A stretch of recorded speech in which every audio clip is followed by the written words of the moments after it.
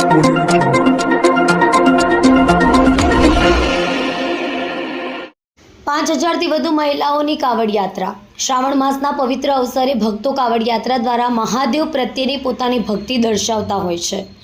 આ જ પ્રકારે સતત 13મા વર્ષે 5000 કરતાં પણ વધારે મહિલાઓની મહાકાવડ યાત્રા તેમજ પાર્થેશ્વર શિવલિંગની પૂજાના આયોજન સાથે સાથે મહિલાઓ દ્વારા ક્યારેક કાવડ યાત્રા ન થઈ હોય એના કરતાં પણ વિશાળ કાવડ યાત્રાનું આયોજન કર્યું હતું। શ્રાવણ મહિનાના બીજા સોમવારની પૂર્વ સંધ્યાએ સુરતના કાપુદ્રા સિદ્ધકુટીર મહાદેવ મંદિરથી તાપી કિનારે કાવડમાં પાણી લઈ અને 5000થી પણ વધારે મહિલાઓએ કાવડ યાત્રા કરી હતી। ત્યારબાદ આ કાવડ યાત્રા AK રોડ સ્થિત સ્પોર્ટ્સ કોમ્પ્લેક્સ જળક્રાંતિ મેદાન સ્થિત પહોંચીને સંત આધ્યાત્મિક ઓમ ગુરુના સાનિધ્યમાં અને રાજકીય અને સામાજિક મહાનુભાવોની ઉપસ્થિતિમાં 5000 જેટલી બહેનોએ પાર્થિવ શિવલિંગની પૂજા કરી હતી। મધર મહિલા ચેરિટેબલ ટ્રસ્ટના પ્રમુખ કોમલબેન પટેલે જણાવ્યું હતું કે આજે 5000થી વધુ બહેનોએ કાવડ યાત્રા બાદ એકસાથે પાર્થેશ્વર શિવલિંગની પૂજા અર્ચના કરી છે।